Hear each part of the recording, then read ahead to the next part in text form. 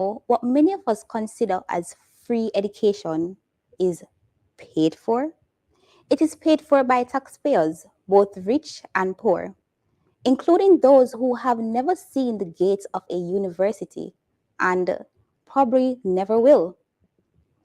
I am Shauna Chisholm, a researcher at Capri, and over the next few minutes, I will be presenting the findings for our report footing the bill.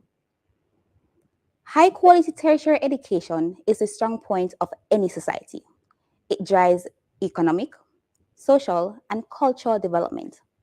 It enhances cultural understanding and civic capabilities, strengthens social responsibility, and creates a stronger democratic society.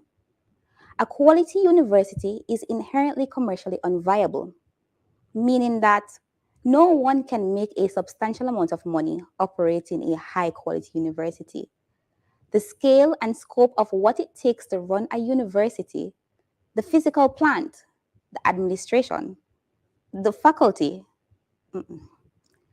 There are three types of universities: for profit, government funded public universities, and private universities that are mainly supported by tuition fees and endowment, though they may receive some government subsidy. Some of the best known universities in the world are private and have the largest endowment, which provides the considerable funding necessary for those universities to deliver quality education and do reputation enhancing research. Given that tertiary education and a tertiary cohort is important to have, and a quality university is commercially unviable, it then raises the question: how does it get paid for? In Jamaica, inadequate and inequitable access to tertiary education is among the major development challenges. The most important provider of higher education in Jamaica is the University of the West Indies, the UWI. However, the UWI is facing serious funding shortfall that threatens the viability as an institution of higher learning, and particularly as an institution delivering quality education. The idea or the expectation is that the government should pay for its citizens' university education, which is not universal. Very few countries in the world offer a fully governmented funded university. And there are mainly Nordic countries where tax rates are upwards 50% or even as high as 57%. They have progressive taxation, a strong welfare state, and a well developed student support system. Jamaica did, for a period, offer its citizens free education, beginning in 1973 in the context of a wholesale expansion of education. The government paid not only tuition fees, but living expenses. This was a huge improvement, and there was a huge increase in the enrollment numbers by 429%. This, however, left the university in a perilous financial state, which had continued for 4 decades. The legacy of the Jamaican sense of entitlement, they have a right for the university to pay for their education, needs to stop. Since then, UWI has been funded in part by tuition fees and the remainder by a direct grant to the university. That mix changed over the years, but the Jamaican government has never been able to financially support the university, as it is now heavily in debt. The current share of the budget allocated to education indicates that the government has placed a great emphasis on education. It is the largest line item in the budget. However, most of the funding goes to, as it ought to primary or basic education. The Jamaican government cannot afford to support the UWI to provide quality education which all Jamaicans have equitable access, nor to increase funding from the current subsidy. And it will not be able to do so in the foreseeable future. Free education in the Jamaican context, less so in the rest of the Caribbean, mainly benefit those who have been able to afford high quality primary education. Due to the structure of Jamaica's education system, the chances are low that a public primary school student will attend a traditional or reputable high school. It is well established that Jamaican children in private or prep school consistently outperform students in the public school. What this does is that it feeds into performance inequalities at the secondary level, as students in reputable traditional high school tend to have better teachers and infrastructure. And even if a student from the lower quintile family makes it to the tertiary level without adequate support, they may not be able to succeed and graduate.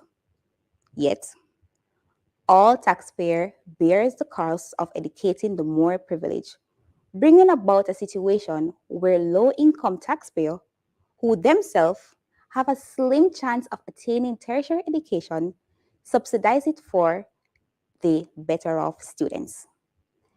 This serves to maintain and may even increase the inequality gap.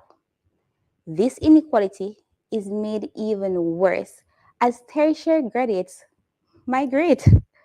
So the poor taxpayer who paid for their education don't even get the benefit of living in a better educated society and all the benefit that comes with it.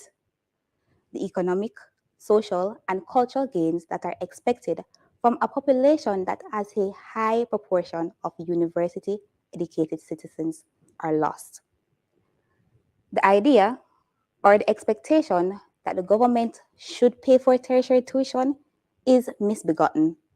No one is entitled to a free education because that education in a context like Jamaica is not actually free. And worse, it changes or increases in inequality. The government does have a role to play in university financing, but it is not to pay for students' tuition. Their role is to support the region's development through generating new knowledge. The private sector. The private sector should also play a role, but there are no viable private sector models in funding university. Individual companies do not own social returns. It is like pouring water into a leaking bucket. They do not get sufficient private return to educate mobile human capital. They can, however, make donation towards creating an endowment. The UAE has been attempting to expand this role, but from what we know, this has not yet manifested in a meaningful way. The most effective private sector fundraising mechanism across the world is a matching fund campaign, where a philanthropist or the government, or both, match private donation dollar for dollar. So, who should pay for university education? The person receiving it. How should a quality university be funded? By the people receiving the most benefit from it, the people getting their degrees there. Can this happen in a country like Jamaica in a way that it doesn't harm access or even from the poorest, from people who have no savings, whose family cannot support them? Yes. Can this be done in a way which is more equitable, where the poor are not paying for the education of the better off? Yes. How can we do this? This can be done with a student loan system that factors in the social and economic realities of Jamaican and the Caribbean societies, that consider that all students, even the poorest, will be able to pay for a university education over their lifetime. That accounts for risk aversion of the poorest student and it provides living expenses grant for the least well off. The ideal loan model would allow students to gain access to tertiary education without the risk of unpayable debt, and would provide liquidity to universities that would allow to provide high quality education, thus creating a pool of skilled workers to the country and the economy. Such a loan model is the most important recommendation of the study. An income contingent loan scheme is a suitable model for Jamaica. This model shifts the risk to the lender. This way, if the student ends up in a low employment income job or become unemployed, then the debt service obligation automatically adjusts. Students would choose between paying their tuition upfront or different payments through the scheme. The debt would be recorded and linked to a student tax registration number. When the student graduates or for any other reason ceases studying, they would start making contribution contingent on their income. The contribution would be collected by employers based on the borrower's current income, just like a income tax or any other social contribution. The truth is, any loan scheme has its risk, which the lender and other stakeholders obviously mitigate as best as possible. An important prerequisite for this or any other student loan scheme in Jamaica is that repayment should be collectible from immigrants. There will need to be a bilateral or a multilateral agreement between countries that receive Jamaican migrants regarding the payments of the loan. In all, there is no such thing as free education. Someone has to pay for it, and the only sustainable way is to make it easy and flexible for students to pay. For that presentation. Welcome to the launch of Footing the Bill. I'm Diana Thorburn, the Director of Research at Capri. And before I introduce my panelists, I'd like to invite our audience to participate in the discussion themselves by going to slido.com and entering event code Capri. There you can pose questions and you can also vote up questions. So if you see a question that you would like answered, you can push it to the top where I will see it and put it to our panelists. Also on Slido is a poll for you to answer, the first of two polls. So I'd invite you to answer that and we'll share the results during the course of this evening's panel discussion. My panelists this evening are Dr. Damion King, the Executive Director of Capri, and Mr. Damion Brown, Group Chief Investment Officer. Did I get that right? That's correct. At JMMB. But more importantly, their perspectives here are quite useful for the night's discussion. Dr. King was a student at UWI during the period of free education, and he was a lecturer at UWI for 30 years, including during some of the, let's call it, turbulent periods that emerged as a result of this question of who should pay for university education. And Mr. Brown was also a student at the University of the West Indies, unfortunately for him, not in the time of free education, but also significantly, he was a member of the Tertiary Commission of the recently concluded Education Transformation Commission chaired by Professor Patterson. So he also brings that experience. I'm looking forward to a really productive discussion this evening. And I want to start with a question that I'll put to both of you, and I'll ask Dr. King to answer first and then Mr. Brown, which is, why are we here? This problem has been with us for 40 years. We have had X amount of commissions, Patterson Commission being the last one, which dealt extensively with this question. We've had how many reports? Ours is probably the 6th or 7th at least that we know of on this question. Why are we doing this? We are here for two reasons. One is because, as the report we are launching indicates, it's an intractable problem. It's a real problem here because, as the presentation highlighted, a quality university education is commercially unviable.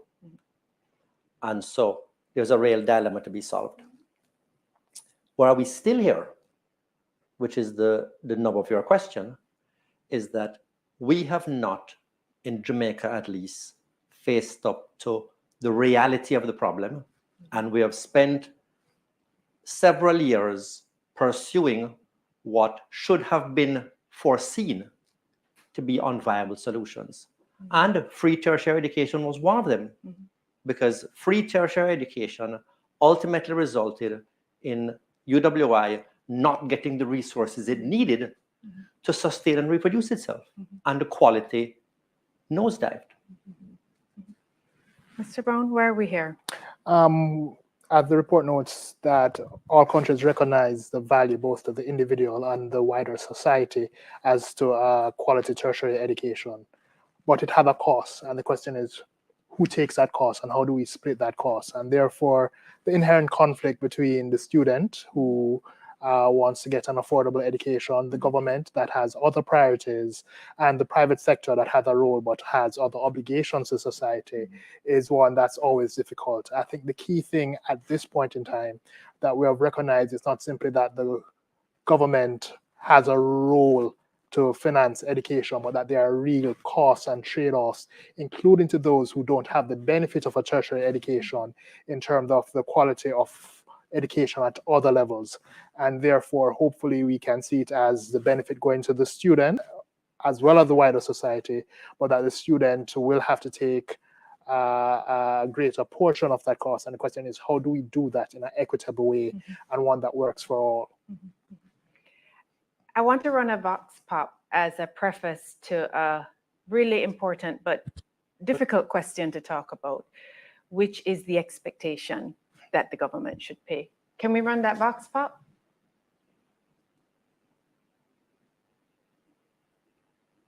Do you think Jamaicans are entitled to a free university education?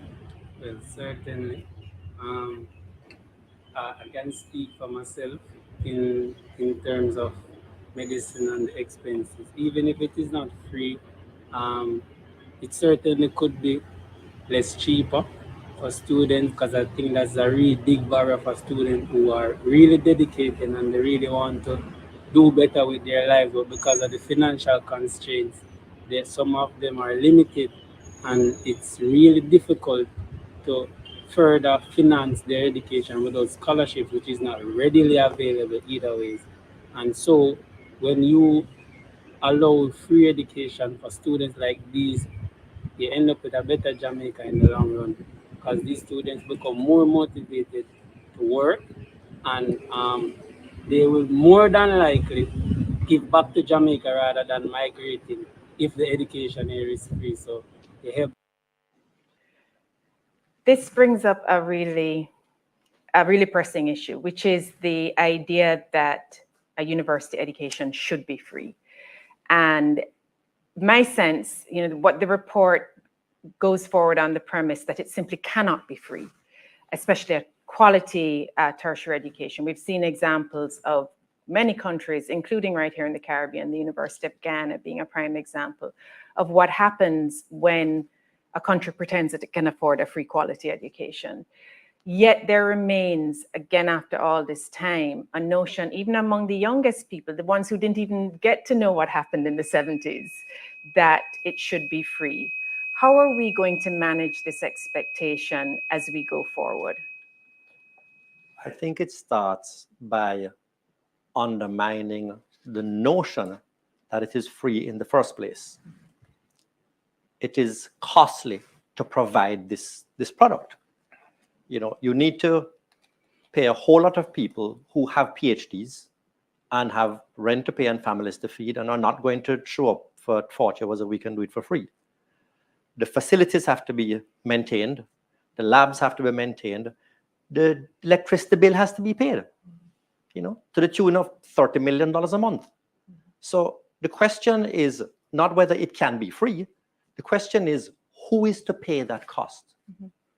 And when you frame the question in that way, then you begin to appreciate that some other parent, some other family that is a single mother trying to find lunch money for, her daughter to go to school on that day is going to be asked to pay for the education that somebody else must get for free. So these are the difficult trade-offs that we face. It's not how can it be free? It really is who is to pay for it. Mr. Brown, you have been a student not that long ago, and you would have been a student during some of the turbulent times when this question, how are we to treat with this question of this expectation and changing that expectation and changing the notion that people are owed something? I think the important thing is to frame that opportunity cost, because even if we accept that there are the costs, the question becomes, should it be socialized, or the government have an obligation, or is it a priority in terms of spending given the social impact? And once, as we do what Dr. King says, that it's not simply a cost of the government, but the government has an obligation in terms of quality early childhood education and high school education. And once we understand the inequity that we have there, I mean, just looking at the level of passes to traditional high school that come from prep schools relative to primary schools, you're setting up a situation where those who are born into lower socioeconomic conditions are basically put on a track where they don't get to achieve their full human capability and to contribute. And once you frame it in that way, it's not the government versus the student, but the government has an obligation to all. And what we spend on the tertiary actually can take over. Even if we expand the budget, I think it becomes more important, and we can put our minds to the solution, which is really for a student. How do I ensure that I can afford the education, and how do you do it in a manner that reduces the impact on me over time? But why haven't we had that conversation? Can I just, if you let me, take off from what Mr. Brown has said? To the student starting the conversation by saying, how can I organize to pay for this education?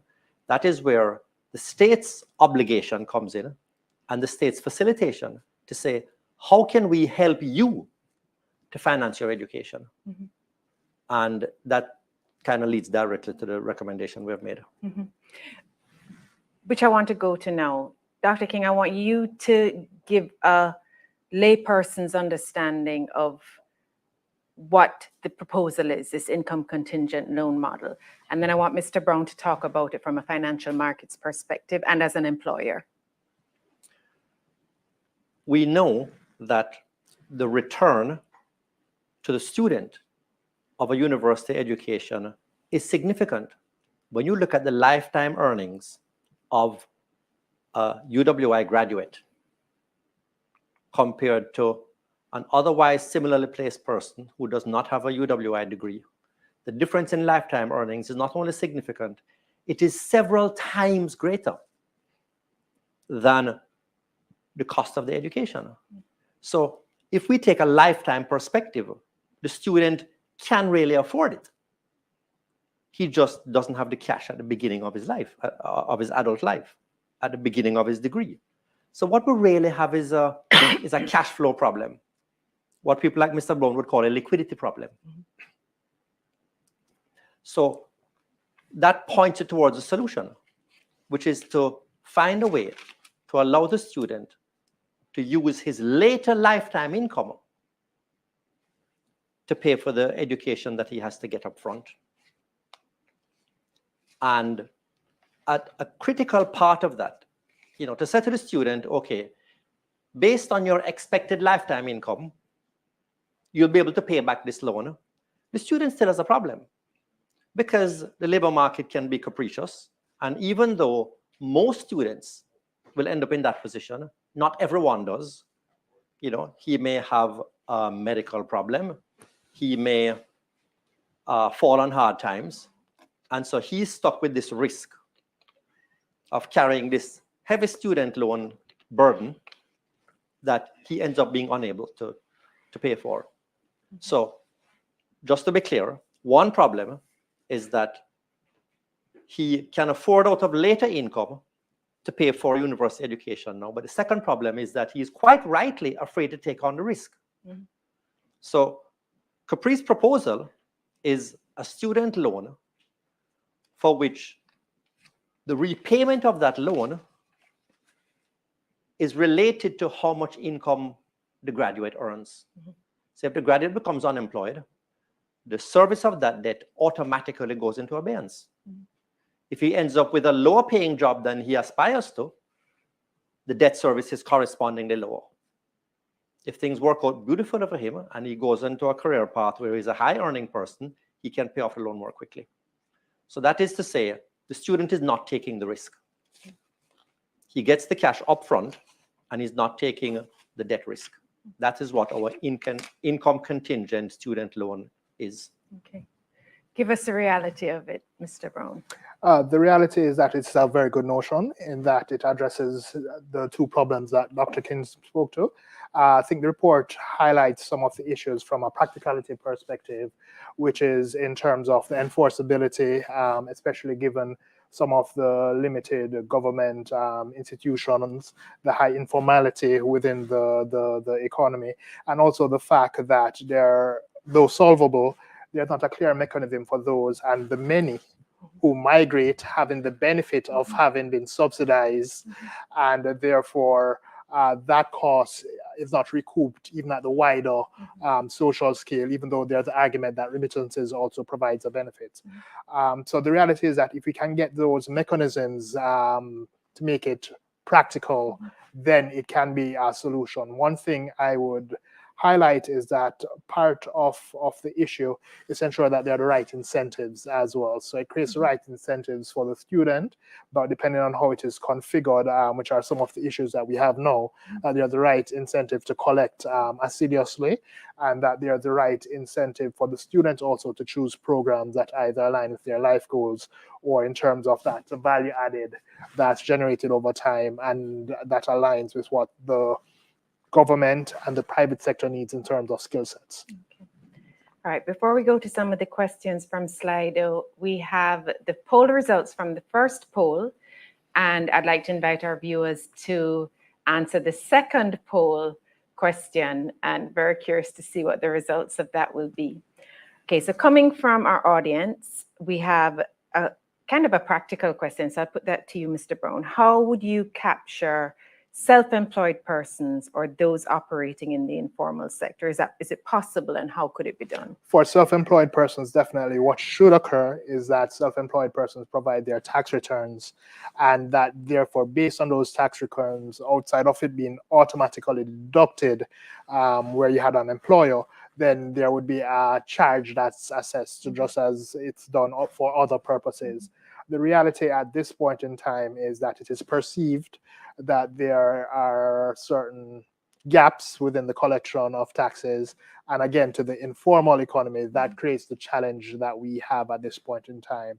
I know that in previous discussions around the best way to generate tax revenue for the government while being equitable to others, the question of focusing on consumption taxes relative to heavier enforcement has come up, but that institutional framework would have to be improved for us to have it on a comprehensive level.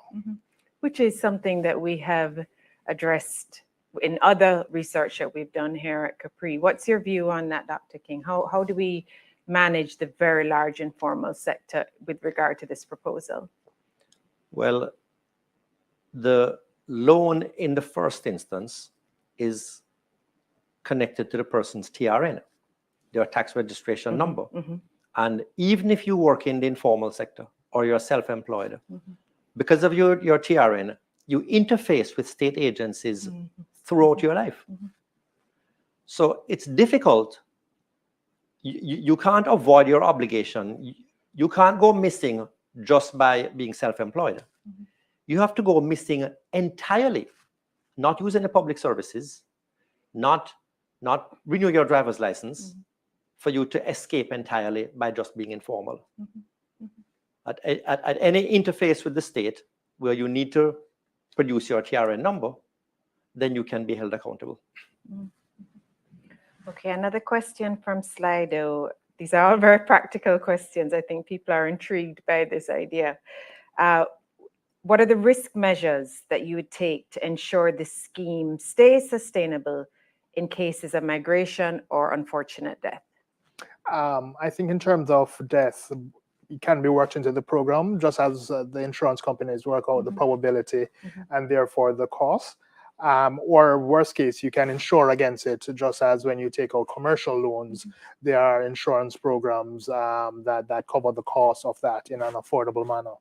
The aspect in terms of of the issue of those who migrate, I think, can be addressed. That would be for the legal aspects, but it comes back to incentive. How much of a strong incentive is there to pursue those who have not lived up to their obligation, despite having had the benefit of the subsidy, and outside of the clear value from university education, going to higher income countries where it is perceived that the level of disposable income and ability to save is even that much greater. That would have to be worked out, but I'm sure there's a practical solution within there, whether it is from government mandates or having some aspects of that recovery being privatized, where whether it's a collection agency getting X% of what is delinquent and is recovered, so there's that incentive to hold those people accountable and to bring back the value for those who have not received a quality tertiary education.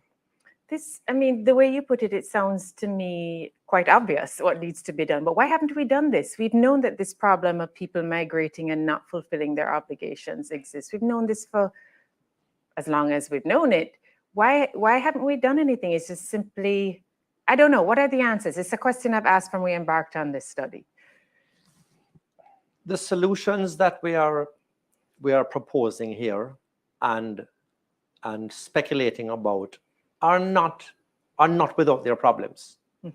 So they are practical and process determining details to be worked out, especially in relation to the migration problem. It's not that nobody has really thought of it and recognized it. So there is some work to be done in the details. But what is laid out here is a broad approach that certainly can be pushed farther than it has been done so far. Okay, and then I'm going to take one more question, then we're going to go to our next fast pop, which is, how would the income be measured to make the loan payment affordable? So I suppose that if I understand the question correctly, it's saying, well, what exactly is an affordable repayment, I guess, premium or installment, and how do you estimate what is affordable based on a person's income? Is it a percentage? Does it move? It would be a percentage, and the percentage would be determined sufficiently low to allow the person to meet the basic necessities of life. So whatever is left over can pay rent and buy food. So it'll be a small percentage. I mean, much less than income tax. And the initial liquidity to get this thing going. Any thoughts on where we get that from, Mr. Brown? Is this, you know, there have been proposals to use up the unclaimed accounts, the billions and billions of dollars in the unclaimed accounts. Where's the government to get this initial lump sum to provide these loans? I think there are various considerations. One, depending on the cost of funding, and I think the study speaks to it, the potential to partner with multilaterals for seed funding, and therefore at an affordable interest rate cost, and taking into account the social impact. So it's not just a commercial consideration. There are other questions where there are certain low risk aspects that could be funded by the private sector if you have the mechanisms to give a high probability of repayment. Again, the private sector in whatever form have a fiduciary duty, whether it's the pension fund holders or to depositors or investors, to ensure that they get an appropriate commercial return. But if it is structured appropriately where the risk can be fully measured, then it can be financed. And I think the most suitable aspect of it to start out would be where you have those pockets that have both the consideration of the social impact and do not have liquidity concerns, which would more align with developmental institutions. Okay. I also think that one should approach a financing not by trying to find any free unused money lying around anywhere, like, you know, unclaimed bank deposits. It is to, I mean, there is no free public money lying around unused.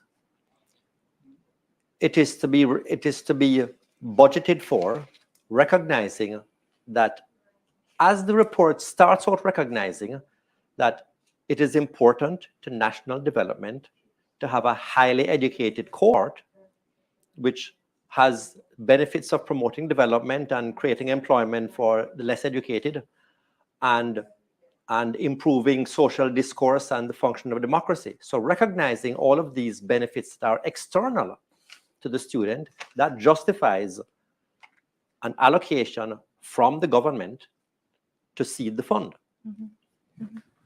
Okay, we have another vox pop that I think is a nice interjection into the discussion that we're having. Can we run the second vox pop, please? Do you believe that Jamaicans are entitled to a free tertiary education? No, I do not believe that Jamaicans are entitled to a free tertiary education, because how will the lecturers be paid? How will the light bill be paid? You should pay for your own tuition, not because you're the one that is getting the degree, but you will value it more when you pay for it. You will want to finish, you will want to pass, you will want to. It will also kind of train you to kind of go out there into the work world, to kind of, pay for what you want, aspire for what you want, go for your dreams, achieve. It's a part of personal development for me. And I don't think students should get free tertiary education. No, I think they should pay for it, because how else would people get paid? So it's not a universal belief. There are citizens who do see it differently. And I want to combine the question I have leading from that with one of the questions from Slido. The question from Slido is, what would be the issues with getting this new scheme to actually happen? And combined with that, it would seem to me that there would also have to be, and I know you dislike this term, Dr. King, some kind of a public education initiative to start to get people to see that, to reframe the situation in many ways, in the ways that that other person did. And, she even brought up points that we didn't, which is, when you pay for something, you value it more. Those are issues that we didn't cover in the report, but they're very valid issues as well. So what do we need to do to actually make this happen? From a policy perspective, from an attitudinal perspective, from a societal perspective, how do you see that going? Okay, that's a broad question. First of all, the details have to be put in place, which is working out the precise percentage, working out how much it'll take to fund it, working out how we are going to implement the problem of migrating students. Once the details are worked out, then it may not require a wide public education campaign. The problem with public education campaigns is that we don't have any evidence that they work and which ones work and why. And so we tend to assume that a public education campaign is a solution to every single social and economic ill the country has. But we certainly do want to make sure we target the prospective students, the potential matriculants into the University of the West Indies, so that they have an appreciation of why it is in their interest to get into the program. How would you, and I imagine that this was also discussed at the commission, how are we going to get that shift from this expectation, as the first Vox Pop showed, to a more practical and realistic expectation of what people are due and what is their own obligation? I think part that has been covered by the Educational Transformation Commission and in this study is that there's a huge opportunity cost. It's not simply the matter of the government funding. It is that early childhood education is underfunded, and we have created our almost dual class system where, again, if you're born with a certain income and social conditions, almost automatically you're put on the back leg despite the great potential you may have relative to somebody who is born in a different area, and that cannot be good for the society overall or morally correct. Once we frame it from that moral impact and that impact on society, I think it creates a greater issue from whether government should fund the student and just where should government funding go for education, while ensuring that there is access for the individual. And by placing the question on access for your funding, not that the government funds it, but how do you have appropriate access, then I think it carries us down the path of what is the appropriate mechanism to give potential graduates the kind of funding that works for them. In the report, Dr. King, you would know, we did see a role for the government in tertiary. We didn't get to go into it too much in the presentation because we wanted to focus on the main recommendation of of the loan proposal. But talk to us about what the government's obligation ought to be in the context of their own limited resources and the priority being where it ought to be on basic and primary. Well, the government's obligation starts from the fact that the wider economy benefits from the existence of a cohort of highly educated persons. We've already indicated that lots of broad benefits come from that. So the government's interest is in putting in place a system that is going to deliver that. It doesn't suit the government or anybody to have a university whose quality runs down so much that it produces graduates that don't have the required skills. And it is not in the government's interest either to have a university where the students with the greatest potential are not the ones that matriculate and pass through. And this comes back to Damion's point about funding early childhood education and the lower tiers of the educational system. Because with the inadequate funding at that level, then we end up disadvantaging the potentially brighter students who don't end up matriculating because the opportunities at that low level are so poor.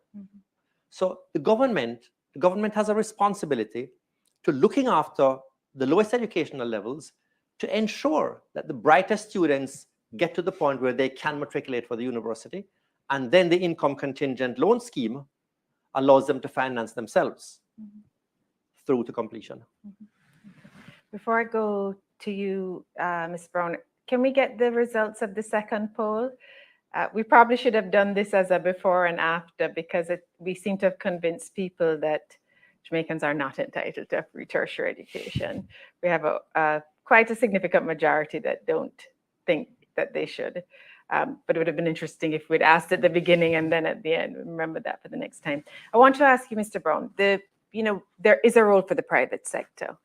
And what the research found was that in several countries across the world, there has been great success with something called a fund matching scheme. Right. I had never heard of it before, but I'm convinced by the evidence. Is that something, how do you think that would work from a private sector perspective? I think there's an element of competition in it, and it gets more prominence, especially when philanthropists are involved. Do you think something like that could work in Jamaica, that kind of a scheme? I think there's definitely a benefit. If you take it more widely, that even within our those who have migrated, they still have an emotional interest in Jamaica to contribute to its development, whether or not they may contribute to their outstanding student loans, by creating mechanisms that allow them to donate and to see the benefit of that donation over time. And there's a technical element where in those countries also, there are tax benefits to making those donations as well. So it has the dual benefit of benefiting self and wider society. So if you could find a way to establish it so that they get that benefit, they get that emotional benefit, and it's structured in a way that people can believe and emotionally relate to the impact that they're having, I do think there is a significant benefit. Will it accrue the level of interest or the level of benefit that we see in other countries? Maybe not, but it would still be material relative to where we are at this point in time. I think what the study, in the cases that the study covered, I think the success of it surprised even the universities themselves that embarked on it, to the point where they then replicated it for other universities, because other universities in the country started to complain that they wanted in on the action as well. But when we're doing the research, there is one of the challenges that we had was getting information from the university.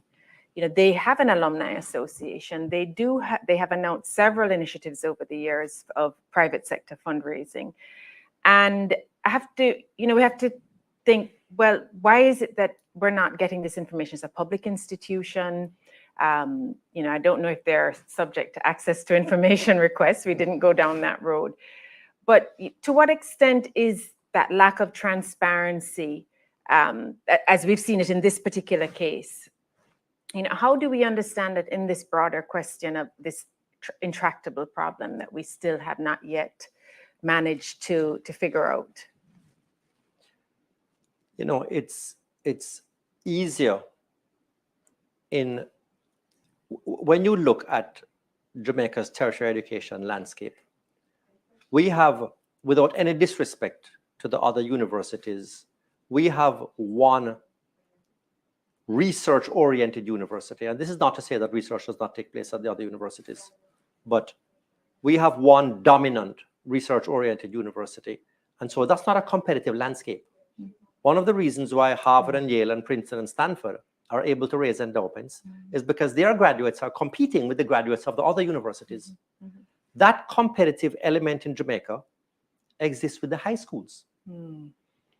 People identify strongly with their high schools, whether it's KCR, Calabar, or JC, and not with the university, because nearly everybody goes to UWI. Yeah.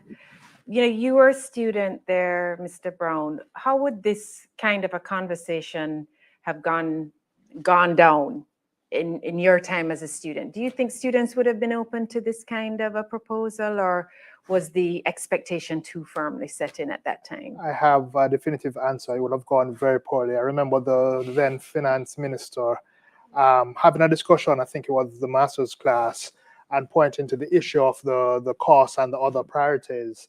And again, the fact that education is not free. And what I would say is that the important thing is incentives, because everybody sees things from their perspective, right?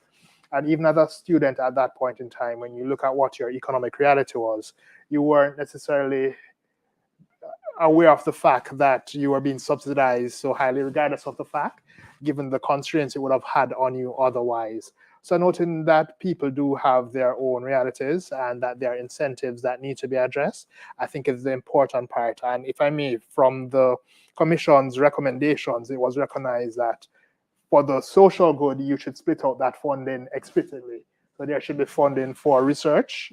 There should be a funding that's tied to what the government considers after consultation with the private sector, the strategic skill sets and needs for that future workforce that will redound to everybody's benefit. And then there would be other considerations in terms of facilitating the financing for the students. So going back to the issue that there's those who would have had not only a subsidized education cost, but a low education cost relative to the incomes that they now earn abroad, but they're not necessarily paying what a relatively low student loan. Personal incentives are important as we structure the appropriate way forward. This question of increasing competition, increasing a greater allegiance to the school, to the university, this is something that you must have grappled with in your time there, as well as you. I don't know how active you are in the Alumni Association. I'm an alumnus and I pay my dues. But, how are we going to get that culture change? What are some of the things we need to think about in changing the culture of how alumni view the university and their obligation to the university, not just to repay loans, but also to doing matching schemes or other whatever fundraising. When I graduated from my US university, in my graduation packet was my alumni license plate, which I put on my car right away, and my stickers and so on. And it was that made me actually join the UE Alumni Association, because I thought I can't be an alumnus of this university and I've gone to this one and I haven't signed up. So it was almost a guilt that I felt, an obligation. But is there a cultural issue that we need to address in increasing allegiance, maybe, or people's obligation, graduates' obligation to the university? I have had an easier job getting rid of pets who would not leave my leg alone than I have had getting rid of the newsletter from my undergraduate school in Canada. It followed me everywhere, even though I never sent a change of address. So they invest a lot of effort in building relations with their alumni. And importantly, that effort begins not when you graduate. It begins when you arrive at the school with a strong student-oriented focus. So that is something I think that we need to appreciate more. Damion, I don't know how involved you are with the alumni, but you've certainly among the graduates that have made the university proud. What's the sense among UE alumni in terms of what they feel is their obligation and what part do they feel they ought to play and what part are they playing?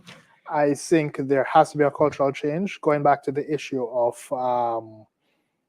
whether people, even those on student loan, perceive that they've gotten a benefit with the high level of subsidization. I would guess no. They actually see it as a nuance and something that they should not be under at this point in time. So having that appreciation of the social value that you have gotten, I think, is either starting place. Dr. King spoke to the engagement. I must say that there is the communication given out, how widely people identify with an emotional perspective with the university. I think there's a gap. There was a conversation earlier in terms of, at least from my classmates, how well they have done both locally and internationally. But do we accrue, it just came to me as we were having a discussion, that success partly to the benefit that we got at the university.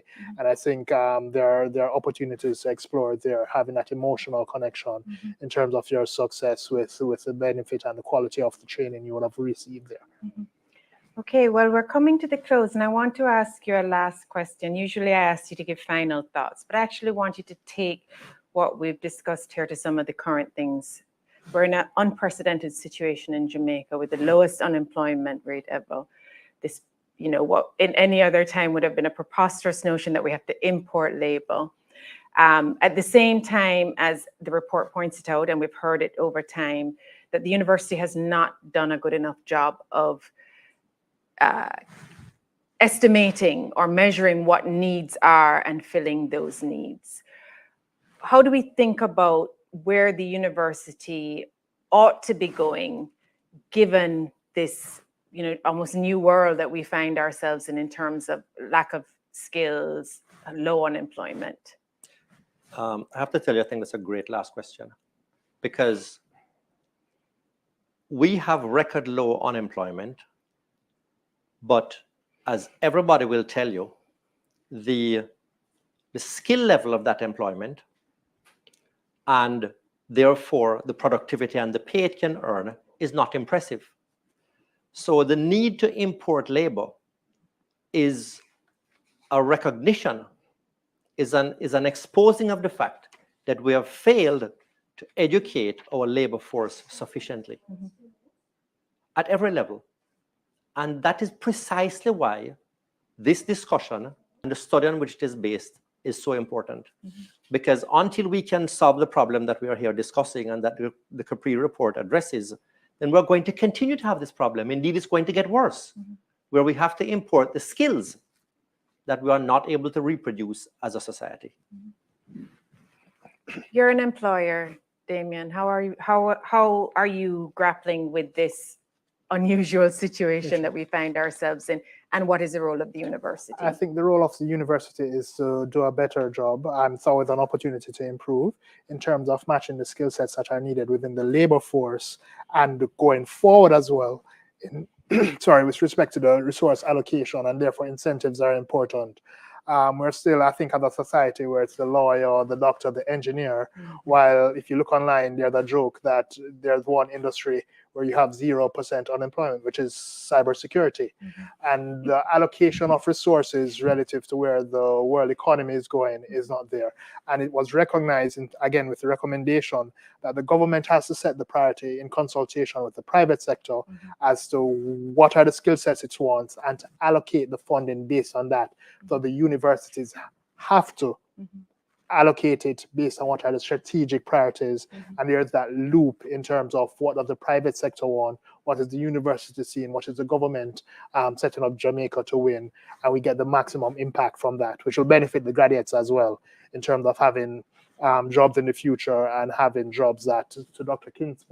King's point, both productively contribute and therefore can earn a more attractive wage. Okay.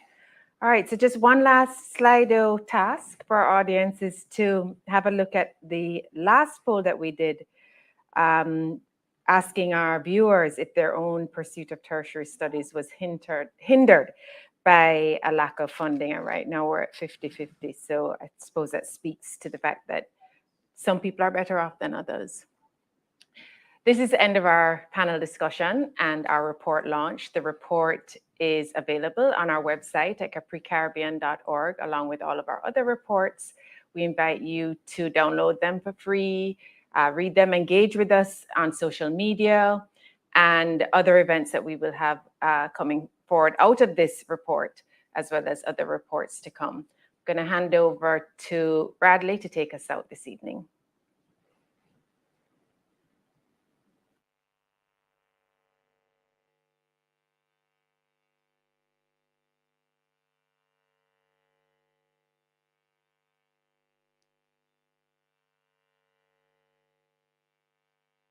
Discussion. The Capri team would like to extend a special thank you to our external panelist, Mr. Damion Brown, for agreeing to be a part of tonight's panel. We would also like to say thank you to our corporate sponsors and to you, our virtual audience, for tuning in. Tonight's report will be available on our website at capricaribbean.org. Before we leave, we have one last request for our viewers, and this is for you guys to revisit Slido to rate tonight's event. Be sure to look out for the launch of our upcoming report, which explores gender-based violence in Jamaica. Don't forget to join us on Instagram on Sunday, May 1st at 6 p.m. for Conversations with Capri, where our Director of Advocacy, Dr. Leon Levers, alongside Executive Director, Dr. Damion King, will be answering all your questions regarding the report. Once again, thanks for joining us. Have a good night.